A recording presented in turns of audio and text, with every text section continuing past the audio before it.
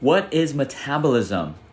We are going to make a little change. We're actually going to move the conversation and continue the conversation about metabolism, all the organs involved in metabolism, and all what you can do to help restore those functions. I want you to do something. I want you to move over to Divine Farmer Health.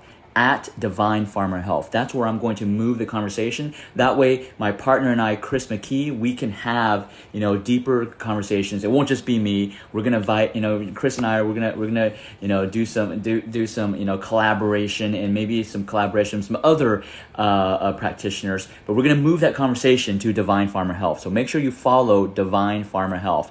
At Divine Farmer Health. Follow here. And other things that we're gonna tackle.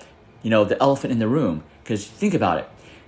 Some of these, not all, but some medical doctors, they're bad-mouthing my post. They're saying that, my posts are not scientific based, even though their answer is also not scientifically based.